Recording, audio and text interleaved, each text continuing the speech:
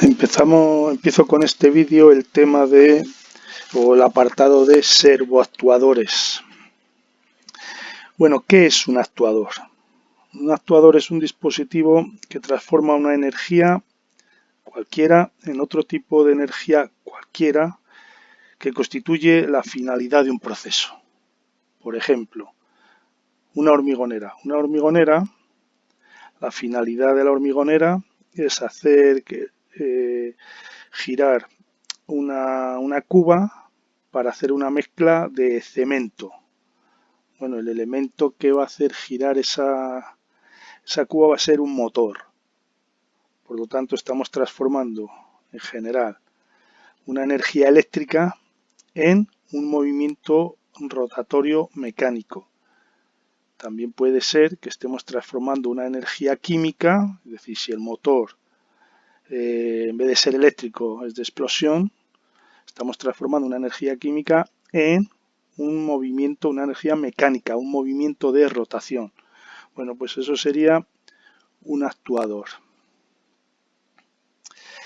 ¿Qué es un servoactuador? Bueno, es un sistema, lo primero, que trabaja en lazo cerrado para controlar el movimiento lineal o angular de una carga en respuesta a una orden de entrada. De hecho, siempre que aparezca la palabra servo delante de cualquier elemento, ya hay que pensar que estamos hablando en un sistema que va a trabajar en lazo cerrado. Es decir, la finalidad, la salida, la variable de salida, va a haber que realimentarla a la entrada. Entonces, servo viene del latín servus, que quiere decir siervo. Es decir, no puede hacer lo que quiera, tiene que hacer lo que se le diga. Entonces, es imprescindible que tenga una realimentación, es decir, que el trabajo sea en lazo cerrado. Aquí tenemos un ejemplo de lo que es un Air Outlet Flap Actuator. Esto es un componente del sistema de aire acondicionado en aeronaves de Airbus. Este sistema lo que tiene es una parte fija esta parte de aquí que va unida a la estructura de la aeronave. Tenemos un motor eléctrico, tenemos un sistema de posicionamiento, tenemos un tornillo que se va a desplazar de forma lineal. Es decir, eso es lo que tenemos aquí abajo. El motor eléctrico, la parte que va a ir unida a la estructura de la aeronave, correspondería con esta parte, el tornillo que se va a desplazar de forma lineal y un sistema de posicionamiento basado en potenciómetro. Recordemos que un potenciómetro, según la posición que tenga su eje, es decir, su cursor, pues puede indicar una posición u otra. Bueno, pues este sistema de posicionamiento, según la posición del potenciómetro, me va a decir cuánto está, qué desplazamiento lineal tiene el tornillo. Bien, para mover ese tornillo pues tenemos una serie de engranajes para reducir la velocidad del motor eléctrico y lo mismo que para el sistema de posicionamiento. Tenemos una serie de engranajes para mover el eje del potenciómetro, el cursor del potenciómetro. Bueno, esto en este caso sería un actuador. Si este actuador al final se le incorpora la circuitería necesaria, como es el amplificador de control, se le incorpora la realimentación y de hecho ya tiene capacidad para ello porque puede dar la posición al sistema de control, estaremos ante un servoactuador. Bien, una parte muy importante de un servoactuador o de un actuador es el motor.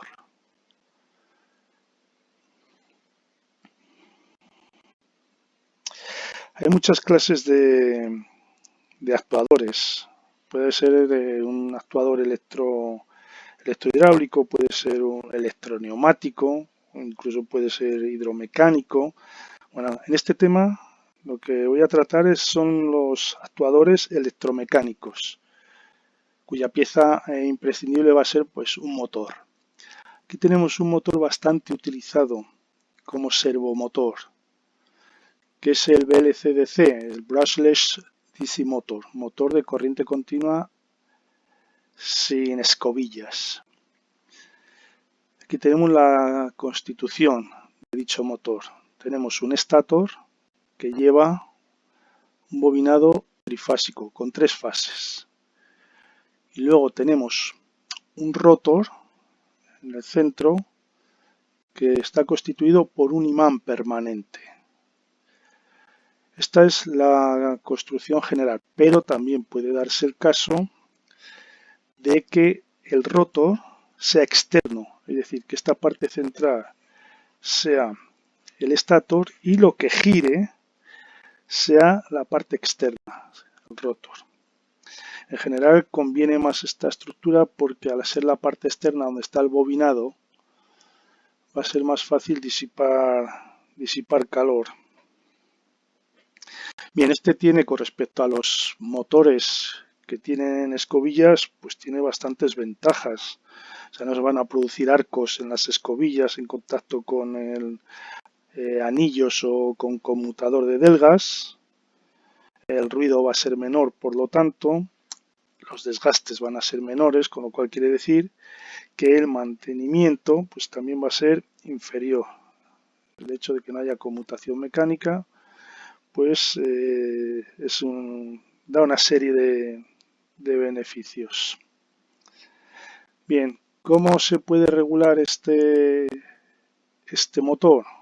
Bueno, se puede utilizar la técnica de modulación por anchura de impulso. Cuando este motor se incorpora la circuitería correspondiente, por ejemplo esto que tenemos aquí, en el cual vemos los 3 bobinados que van a ser accionados por un sistema de conmutación de elementos de estado sólido, es decir, en este caso de transistores, de semiconductores. Según la secuencia en la que se vayan alimentando las bobinas, el rotor tenderá a seguir ese campo magnético que se establece en el estator. Bueno, la posición de ese rotor, como vemos, está continuamente monitorizada, en este caso por fototransistores. También puede estar monitorizada por sensores de efecto Hall, que hagan el mismo efecto, ¿no? Monitorizar en cada instante en qué posición está el rotor. Bueno, según la posición en la que está el rotor, se lo va a llevar a un amplificador de control, o electrónica de control, que va a comparar la posición que tiene el rotor con la que se le ha dado como consigna. Es decir, queremos que este rotor esté en esta posición. Vemos aquí que hay un lazo de realimentación ya. Se le va según la posición indicada por los sensores y según la posición de consigna que se le ha dado, la unidad de control tendrá que realizar acciones en uno u otro sentido para mover el rotor en uno u otro sentido. Bien, repito que en este caso esto puede ser controlado mediante modulación de anchura de impulsos, un método que el voltaje que se aplica a las bobinas va a depender de lo que se llama el ciclo de trabajo, es decir, el tiempo en el que se aplica el ciclo en comparación con lo que dura el periodo de ese ciclo.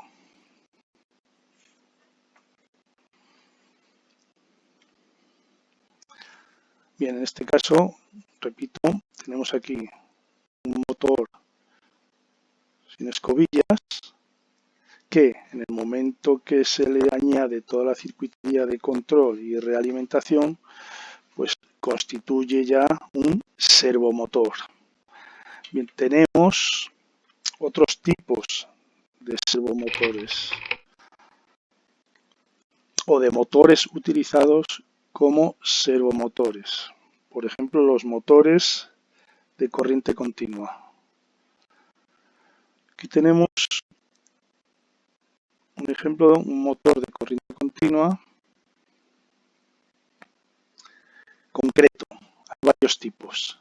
Este es uno concreto.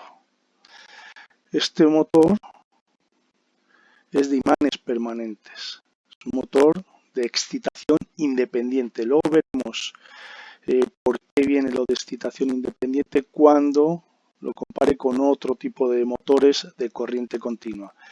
En este caso, excitación independiente y constituida esa excitación por un imán permanente. Es lo que tendríamos aquí en esta foto. Aquí vemos que se trata de elementos relativamente pequeños. Esto es un lapicero. Bueno, pues aquí tendríamos el estator constituido por un imán permanente. Esto que tengo aquí. Esto constituye en un motor de corriente continua el inductor, el creador de campo. Bien, por otro lado, vamos a tener un rotor bobinado. Un rotor bobinado. Estas bobinas en el rotor constituyen el inducido. Aquí tenemos un rotor, una foto de un rotor que corresponde, estas tres piezas corresponden a la misma máquina, al mismo motor de continua. En el cual esto que tenemos aquí es donde van alojados los bobinados. Bien, los extremos de los bobinados están unidos con lo que se conoce como delgas.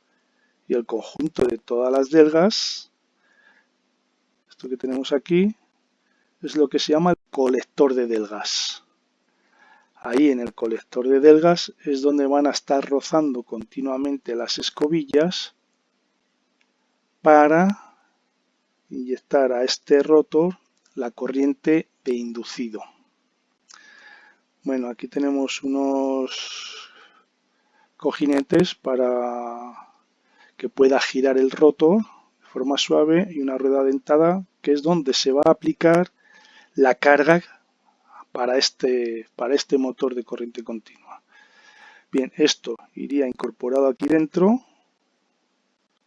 el rotor dentro del estator y cubierto por esta parte metálica, esta parte que tenemos aquí arriba que son las escobillas.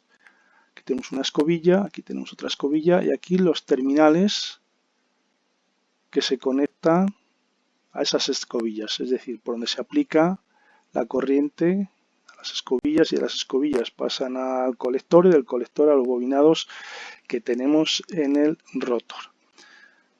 Bueno, este tipo en concreto de motor DC de imán permanente es bastante utilizado en servosistemas, en concreto como servomotor, claro. Este produce poco calentamiento al no tener que excitar un campo magnético mediante corrientes, sino que el campo inductor ya lo tenemos mediante imanes. Lo que cual quiere decir que va a ser más eficiente que los que haya que alimentar el campo inductor. Suelen ser también más compactos y luego tienen una relación de par-velocidad más lineal que otros motores que veremos. Y en la representación esquemática de este motor, del imán permanente, es esta que tenemos aquí. Esto representa el estator, es decir, el inductor, a base de un imán permanente creado. Esta parte del centro representa el inducido, con su bobinado, en el rotor, y las escobillas. Bueno, aquí podemos ver la característica par velocidad y vemos que es una característica de par velocidad bastante lineal. Suponemos en todas las gráficas que estamos trabajando a potencia constante. Eso quiere decir que si el par aumenta, las velocidades tienen que disminuir. Es decir, hay una relación, sabemos que el par mecánico, la potencia mecánica viene dado por el producto del par mecánico por la velocidad angular. Entonces, el aumento de par, pues lógicamente va a ocasionar una reducción de la velocidad, pero en este caso, como vemos, bastante lineal. En cualquier caso, esto que tenemos aquí, líneas discontinuas, representa la intensidad. Es decir, más par, pues lógicamente va a implicar más consumo de corriente en el motor. Bien, otro tipo de motores de corriente continua que se pueden utilizar en como servomotores, pues es este que tenemos aquí, que se llama de excitación serie. ¿Qué diferencia encontramos con respecto a este? Bueno, pues que la excitación, es decir, el campo inductor, se genera con la corriente eléctrica que aplicamos al motor.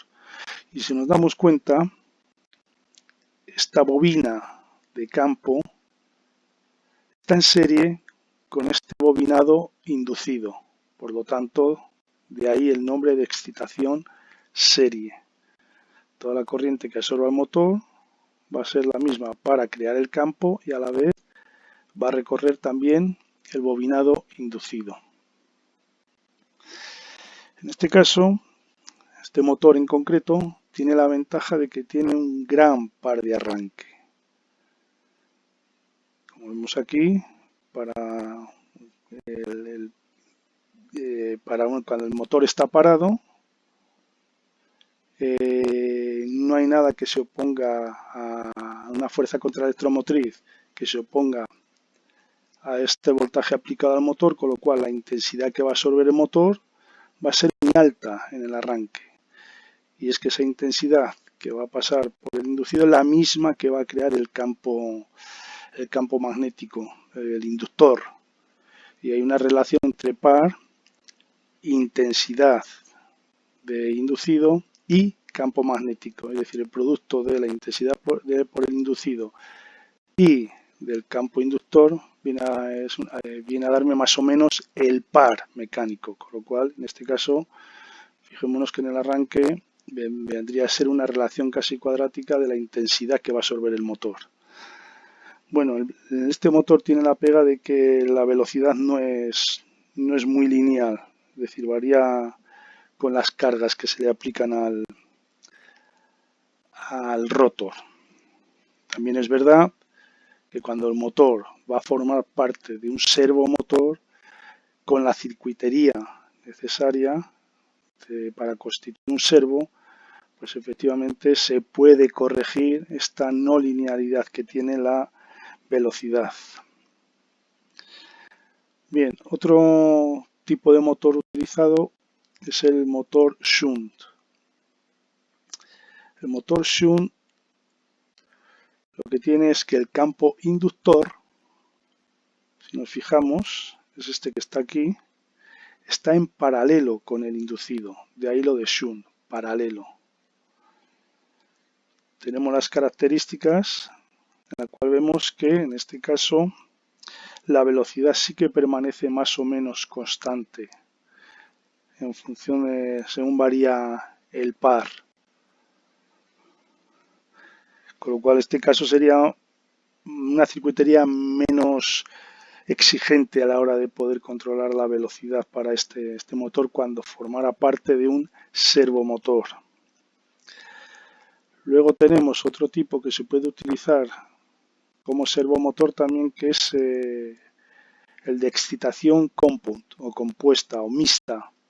En este caso vemos que está formado por dos campos magnéticos, uno shunt y un campo serie.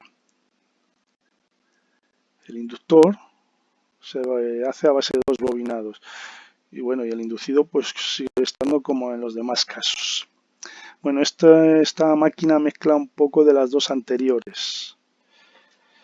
Lo que hace es que tiene un alto par de arranque también, como lo tiene el serie, pero tiene el problema de que si en el servomotor se exige variación de sentido de giro, se complica la circuitería para poder ocasionar el sentido de giro en este motor.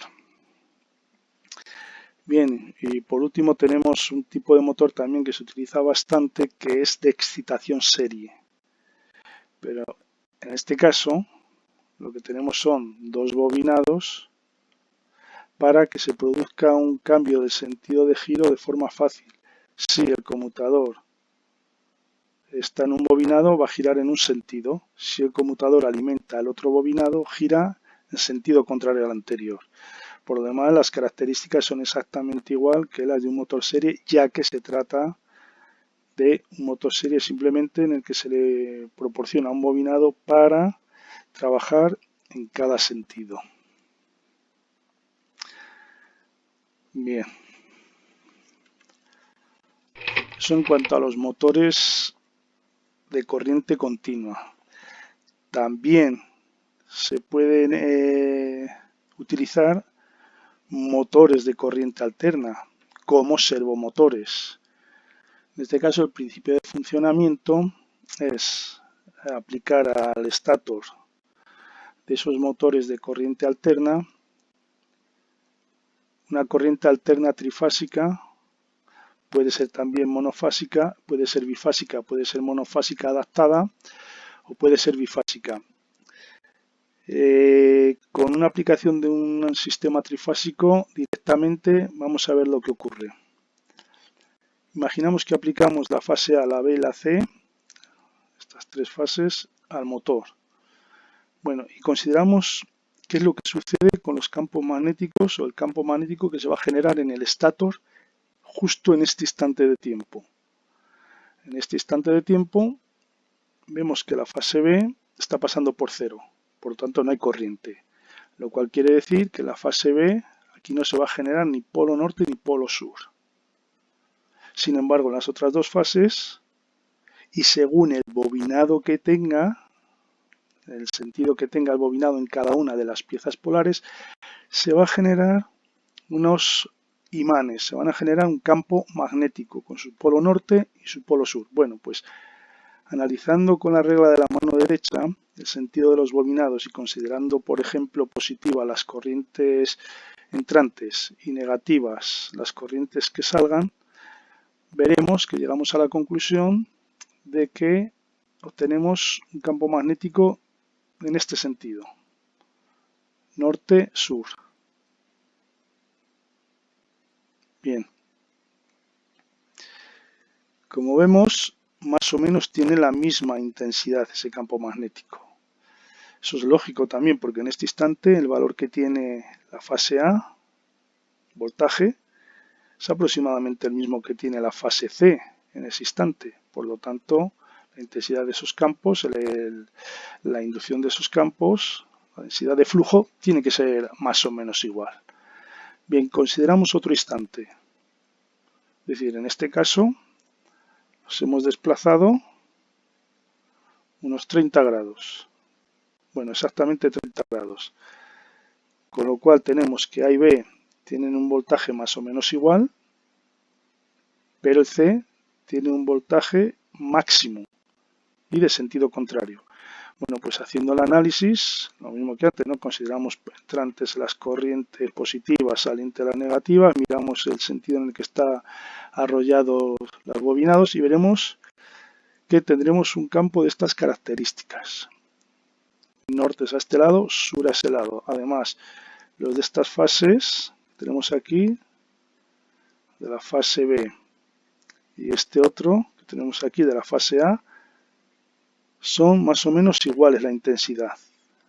Lógico, porque los dos en ese instante tienen más o menos el mismo voltaje. Sin embargo, la fase C es mayor el campo magnético. Por lo tanto, vemos que tiene ese campo, ese sentido el campo magnético. Si cogemos otro instante, por ejemplo este de aquí, en el cual la fase A está pasando por cero, pues obviamente donde está rodeada la fase A, que sería este núcleo, y este núcleo no se genera campo magnético.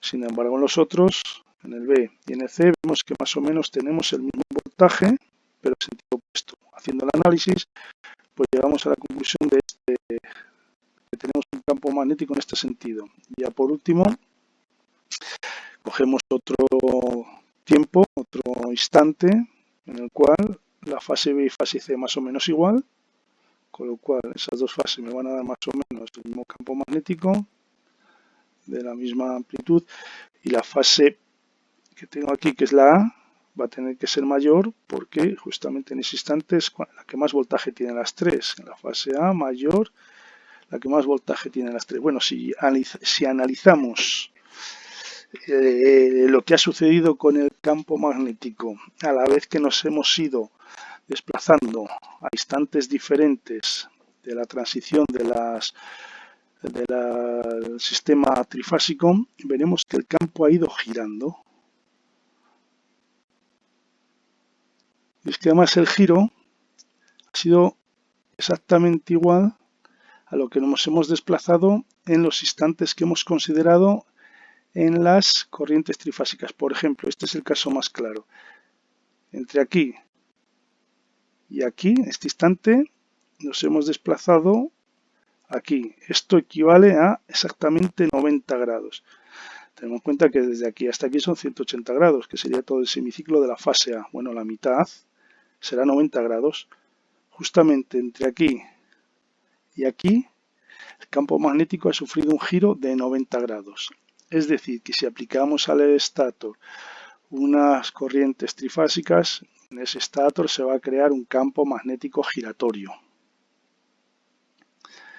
Bien, con ese campo magnético giratorio, cuando apliquemos, le introduzcamos aquí un rotor de jaula de ardilla, es decir, un elemento que lo que va a hacer es, al estar sometido a la acción de un campo magnético variable giratorio, va a inducir en la jaula, en el rotor, que viene a ser unas barras en cortocircuito, va a inducir unas fuerzas electromotrices que al estar en cortocircuito generan unas corrientes.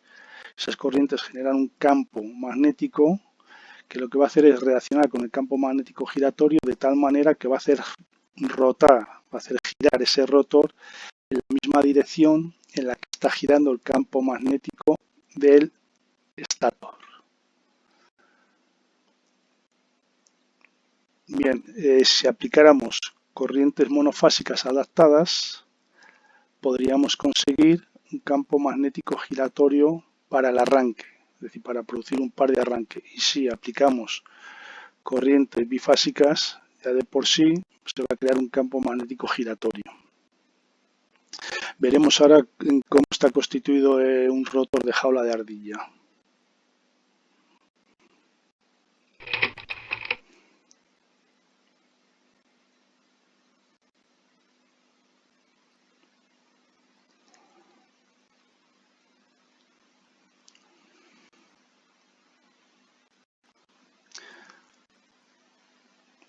Bien, el motor bifásico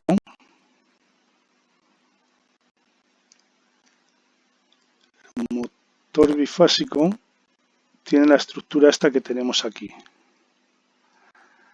Tiene dos bobinados que espacialmente están desfasados 90 grados.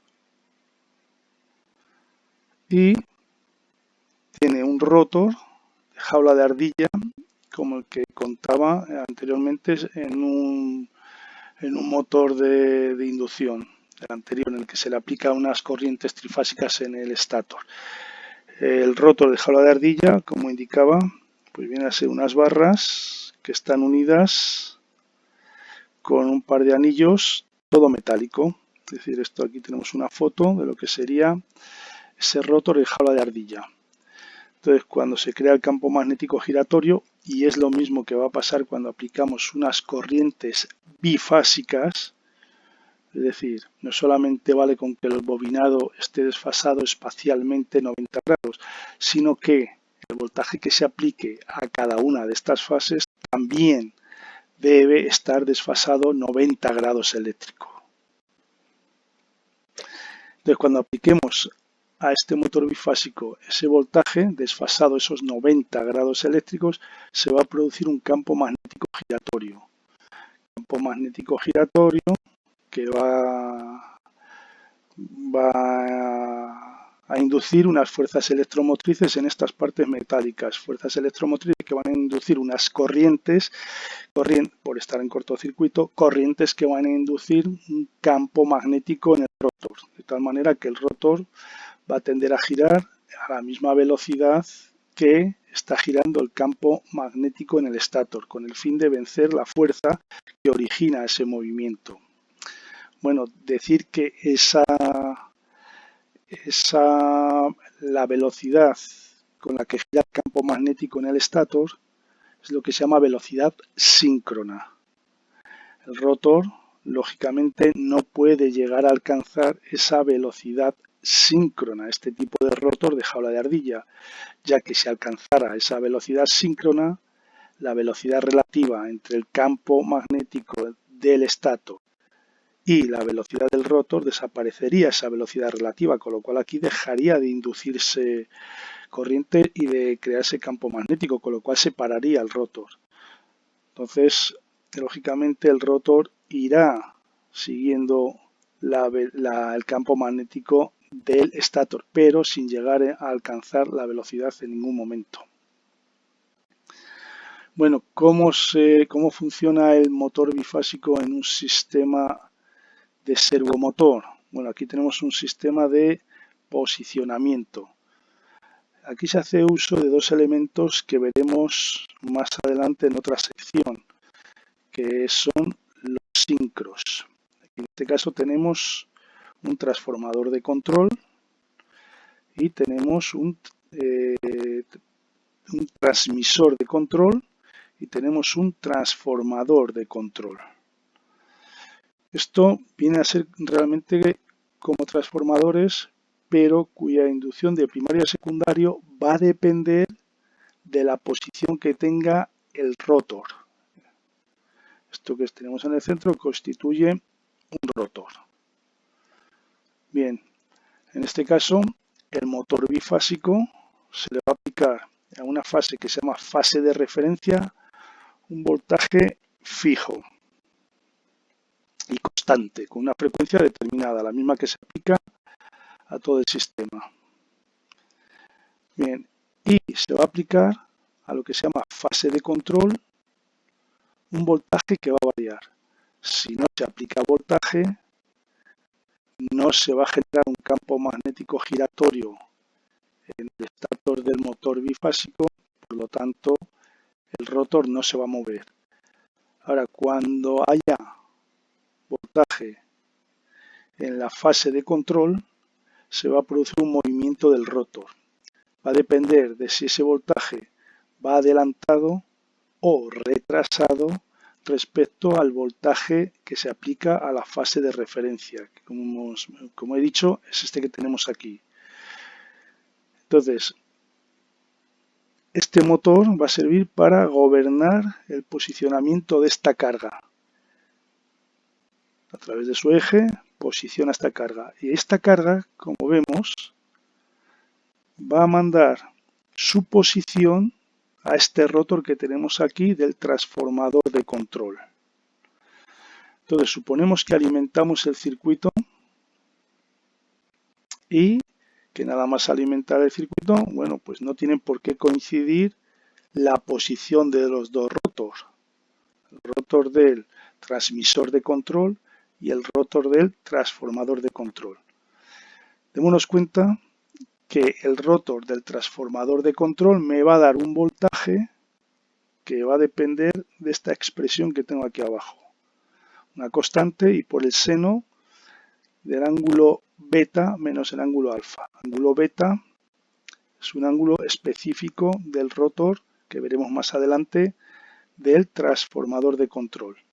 Y el ángulo alfa también es un ángulo específico del rotor del transmisor de control. Bueno, al principio cuando se conecte el sistema no tiene por qué coincidir, entonces este ángulo, el resultado de esta resta me dará un valor. Hago el seno de ese valor y aquí tendré un voltaje. Ese voltaje se aplicará a la fase de control y generará un campo magnético giratorio en el estator que hará mover el rotor hasta colocar la carga para que los dos rotores coincidan en ángulo de tal manera que se anule con esta resta y el seno de 0 me dé 0. Aquí se deje de aplicar un voltaje que sería el voltaje de error. Se dejaría de aplicar un voltaje a la fase de control y por lo tanto dejaría de haber campo magnético giratorio y se pararía ese rotor. En ese caso se dice que el sistema está en equilibrio. Ahora, si a mí me interesa cambiar la posición de esta carga, que tenga otra posición diferente, se lo digo a través del transmisor de control. El rotor, le pongo los grados que yo quiera para la carga, con lo cual estaré modificando este ángulo alfa. Ahora la resta ya va a ser diferente de 0, y el seno del ángulo resultante aquí me va a dar un valor en voltios aquí en el transformador de control. Eso se amplifica y se aplica a la fase de control del motor bifásico, lo cual quiere decir que se genera un campo magnético giratorio que hace girar al rotor en un sentido u otro, en el que convenga la carga empezar a moverse, y cuando coincida ya el ángulo que yo quería, dado por alfa, con el que tiene beta, es decir, que corresponde a la carga, esta diferencia se hace 0 y la señal de error se hace 0. Por lo tanto, ya no aplico ningún voltaje a la fase de control, lo cual quiere decir que deja de haber campo magnético giratorio, deja de moverse el rotor y otra vez el sistema está en equilibrio. También puede ser que el sistema salga de equilibrio por una perturbación, no porque sea intención mía que cambie la posición, sino hay una perturbación que cambia la posición. Eso cambia la posición del rotor, cambia este ángulo beta, con lo cual lo mismo que antes. Esta diferencia deja de ser 0, se genera un voltaje, se genera un campo magnético giratorio en el estator que hace mover al rotor para llevar otra vez la carga a la posición que yo le había dado como consigna. Bueno, en este caso, esto sí que constituye un servomotor, dado que tiene todos los componentes para considerarlo así: un amplificador de control, una realimentación, una señal de consigna. Bien, vamos a ver otro tipo de motores utilizados o que pueden ser utilizados como servomotor. Aunque en este caso concreto, precisamente el motor paso a paso es muy utilizado en lazo abierto, es decir, que no tiene por qué ser utilizado como servomotor, aunque es verdad que cada vez más se utiliza como enlazo cerrado, o sea, se utiliza trabajando como servomotor. Bien, lo primero, estos motores son motores sin escobillas, que como ya he dicho anteriormente, pues es una ventaja, dado que no va a depender ni de anillos ni de colectores de delgas, que es una fuente de trabajos de mantenimiento. Y esto lo que va a hacer que a través de impulsos eléctricos se van a convertir en desplazamientos mecánicos del rotor, desplazamientos mecánicos discretos, es decir, por pasos, por incrementos. Estos motores tienen buena respuesta en el arranque, en la inversión de giro también tiene buena respuesta y en el paro, sin inercia, pero el problema es que el rendimiento suele ser bajo, con lo cual está indicado para cargas relativamente ligeras. Tenemos diferentes tipos. Este es un tipo, el de reluctancia variable. De reluctancia variable se refiere al tipo de rotor que utiliza. Como vemos, no es un rotor cilíndrico en el cual la reluctancia es igual para todo el circuito. Aquí tenemos que aquí hay menos reluctancia que en cualquier otra parte donde no haya diente. Entonces de ahí viene lo de reluctancia variable. Como en este caso el rotor es un material ferromagnético, no es un imán. Ya veremos otro que sí que es un imán. Bien, ¿cómo funciona en concreto este de reluctancia variable? Si le aplicamos un voltaje a esta fase, por ejemplo a la fase 1, le aplicamos un voltaje, aquí lo que se va a constituir en esta fase 1, un campo magnético. Entonces vamos a suponer que estuviera donde estuviera el rotor,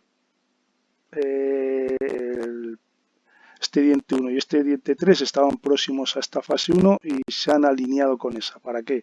Bueno, pues para hacer que el circuito magnético constituya la mínima, esté constituido por la mínima reluctancia posible. La mínima reluctancia posible de este circuito magnético pues va a ser cuando estén alineados estos dos dientes con los polos de ese campo creado. Bien, si ahora yo dejo de alimentar la fase 1 y alimento la fase 2, nos damos cuenta que estos dos dientes que están aquí están muy próximos a la fase 2. Este aquí y este próximo a la fase 2, con lo cual en el momento que alimento la fase 2 y creo un campo magnético, creo aquí unos polos, el rotor se va a desplazar hacia la fase 2, lo mismo que antes, para que en el circuito magnético se cree la mínima reluctancia posible. Es decir, como hemos visto, ha habido un desplazamiento aquí de 30 grados. Ya tenemos el 2 aquí alineado con este polo, el 4 alineado con este polo, y el 1 y el 3 que quedan más o menos por aquí a 45 grados. Aquí 3 y aquí el 1. Con lo cual, si ahora alimento la fase 3, vemos que el polo 1 que está por aquí, bueno, primero dejo de alimentar la fase 2. Alimento solo una fase. Antes alimentaba la 1, luego alimentaba la 2 y ahora solo alimento la 3, donde el diente 1 está aquí y el 3 está aquí. ¿Qué va a hacer cuando se alimente la fase 3? Formar un imán entre estas dos piezas polares y el diente 1 que está aquí va a alinearse con este polo y el diente 3 que estaba aquí va a alinearse con ese polo. Es decir, ha habido un movimiento de giro del rotor a medida que hemos ido alimentando cada una de las fases. Bueno, pues siguiendo la secuencia, lo que vamos a hacer es que el rotor esté girando. Si subimos la frecuencia de alimentación de fases, subirá la velocidad a la que va a girar este rotor. Y si queremos variar el sentido de giro, pues es tan sencillo como cambiar la secuencia de fases. Imaginemos que en vez de alimentar desde esta posición que estoy aquí, que hemos alimentado la fase 1, ahora, en lugar de alimentar la fase 2, alimento la fase 3. ¿Qué va a suceder? Que este diente está muy próximo aquí y este diente está muy próximo aquí. ¿Qué va a suceder cuando alimente la fase 3 y deje de alimentar la fase 1? Que el rotor va a girar ahora justamente en sentido contrario al anterior, simplemente por el hecho de permutar la alimentación de dos de las fases. Bien, en este caso, este motor se dice que tiene un ángulo de paso de 30 grados.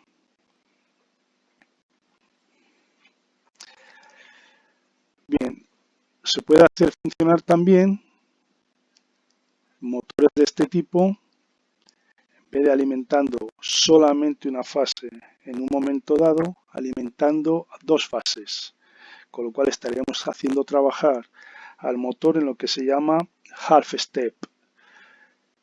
En este caso, si hacemos eso, para este tipo de motor concreto que tiene tres fases no haría nada, seguiríamos teniendo el ángulo de paso de 30 grados. Pero si le añadimos otra fase más y hacemos el análisis, veremos que podemos hacerle trabajar de alimentar una fase cada vez, alimentar dos fases cada vez, podemos hacerle trabajar a mitad de paso. También podemos utilizar otro método que es no solamente utilizar varias fases, sino que alimentar las fases con diferente nivel de voltaje, es decir, para que se cree diferente intensidad, diferente magnitud del campo eléctrico, del campo magnético, perdón. Eso lo que haríamos es hacer trabajar al motor paso a paso en un modo que se llama microstep.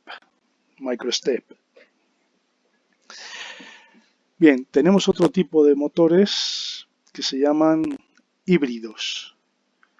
Este tipo de motores paso a paso híbridos tienen los polos dentados, es decir, como esto que tenemos aquí. Polos dentados, a diferencia de lo que teníamos aquí. Y además tiene un rotor que es un imán permanente, a diferencia que lo que tenemos aquí, que es simplemente un material ferromagnético con diferentes dientes para crear una reluctancia variable. Bueno, los más utilizados desde luego son este tipo de motores, los motores híbridos. Vamos a ver cómo funcionan. Como vemos aquí, en este caso se constituye con 4 fases: la fase A1, la fase A, la fase A1, la fase B y la fase B1, que están arrollados en diferentes núcleos polares. Vemos que la fase A y la fase A1 están en el mismo núcleo, la fase B y la fase B1 están en el mismo núcleo y coinciden que son las fases AES en los polos impares. Tenemos 8 polos, hay 4 impares y las fases B, la B y la B1 están arrollados a las piezas polares pares. Bien, por otro lado como tenemos 8 polos, 360 grados, pues lógicamente el paso que vamos a tener entre cada polo, el paso polar, pues va a ser de 45 grados. Y a la vez tenemos que el paso de diente, es decir, lo que hay entre un diente y otro, va a ser de 7,2 grados. Bueno, pues si aplicamos a este motor una secuencia como esta que tenemos aquí de señales, veremos que se van a producir unos campos magnéticos en el estator que van a tener esta forma que tenemos aquí. Cuando aplicamos solamente a la fase A, es decir, la fase A que está aquí con color naranja, aplicamos aquí, aplicamos aquí, aplicamos aquí, aplicamos aquí, dependiendo cómo esté arrollado en las piezas polares, esa fase pues creará lo que tenemos aquí: un norte aquí, un sur aquí.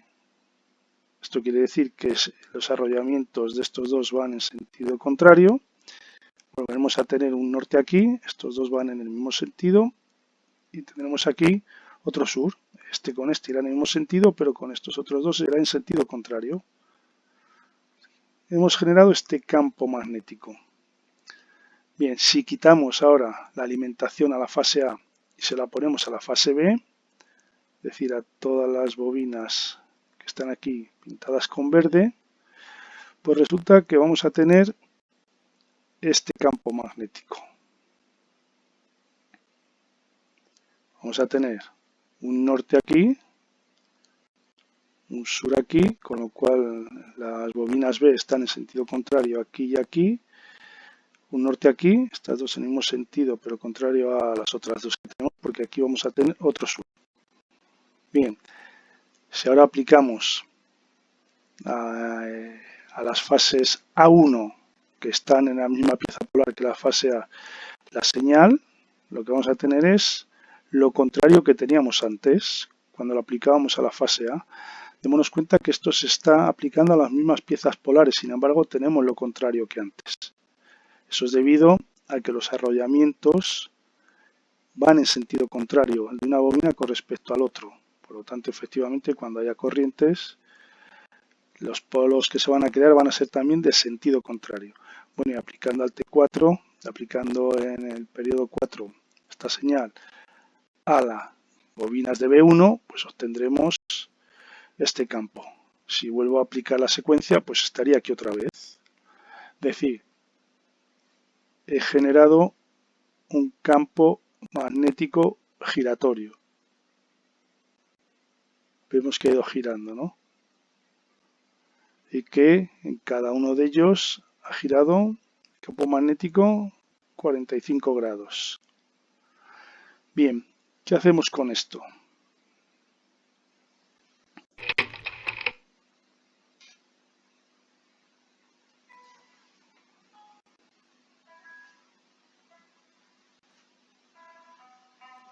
Bien, esto es lo que teníamos hasta el momento. El rotor, como he dicho, está constituido por un imán permanente, de esta manera. Es un rotor que está dentado. Una parte de ese rotor va a constituir el norte y otra parte de ese rotor pues va a constituir el sur. Y como vemos, esos dientes que constituyen el norte, con respecto a los dientes que constituyen el sur, no están directamente en el mismo eje longitudinal, sino que coincide, por ejemplo, este diente coincide con la parte en la que no hay diente en el sur, y este diente norte vemos que está en el eje donde no hay diente en el sur. Entonces, por ejemplo, si tenemos que este rotor tiene 50 dientes, pues vemos que la cantidad de grados que va a haber entre dientes va a ser 7,2 grados. Los 360 grados dividido entre 50 dientes, 7,2 grados. Es decir, lo que vamos a tener de paso de dientes es 7,2 grados. Y lo que vamos a tener de paso entre un diente norte y un diente sur, o al contrario, pues va a ser justamente la mitad. Entre este norte que tengo aquí y este sur que tengo aquí, es decir, esto van a ser justamente 3,6 grados. Bueno, pues vamos a ver qué sucede en este caso. Vamos a analizar cómo quedan los dientes de las piezas polares con respecto a este rotor. Vemos que aquí tenemos un norte, por lo tanto, enfrentará directamente cada diente norte con el correspondiente diente sur del rotor.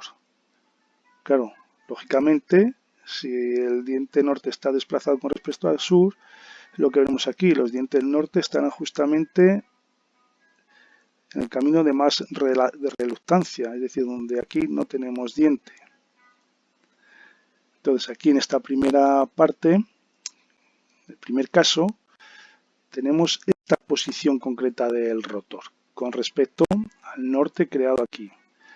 Bien, haciendo las oportunas operaciones y cuentas con el número de dientes, veremos que este rotor, si lo comparamos con esta pieza que tenemos aquí antes de ser alimentada, antes de pasar a esta segunda parte, veremos que si este sur está aquí alineado exactamente con este norte, el sur que va a corresponder con estos dientes, este polo, van a estar a la mitad de estos 3,6 grados, es decir, a 1,8 grados de enfrentarse con los dientes de esta pieza polar. ¿Qué quiere decir eso? Que en el momento en el que lleguemos a este segundo paso y aquí aparezca un norte, como estos polos sur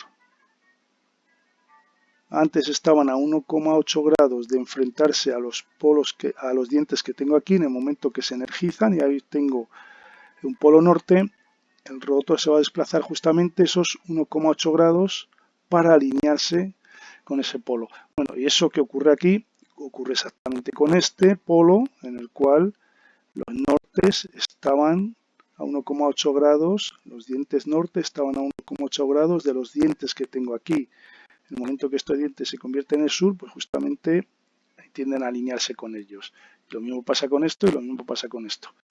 Bueno, el desarrollo concreto de cada una de las situaciones y mirando justamente haciendo los cálculos para ver el desplazamiento que hay de cada diente, lo tenemos en el libro de Electrónica Básica para TMAs, que queremos ampliar conocimientos. Bueno, pues de esta manera, para este motor, lo que tendríamos sería un ángulo de paso de 1,8 grados. Bien, tenemos dos maneras de alimentar a los motores paso a paso. Tenemos dos maneras de alimentarlo, lo que se llama de forma bipolar y forma unipolar. La forma bipolar, lo que se va a hacer es que por las bobinas que crean el campo magnético, la corriente puede ir en dos sentidos. De hecho, por ejemplo, si alimentamos el transistor 1 y el transistor 4, la corriente irá transistor 1 hacia abajo transistor 4, circuito ya cerrado. Y si alimentamos el transistor 3 y el 2, la corriente irá por aquí, corriente hacia arriba y más a circuito cerrado. Es decir, podemos tener una corriente alterna en los bobinados de las piezas polares del estator. Y en la unipolar, pues lo único que tenemos es que siempre la corriente va a ir por las bobinas en el mismo sentido. En este caso depende del transistor que se energice, o va en esta bobina hacia arriba o va en esta bobina hacia abajo. Bueno, pues con esto terminamos los servoactuadores y en concreto los motores que sirven como base para los primeros servomotores y luego ya si queremos aplicación en servoactuadores.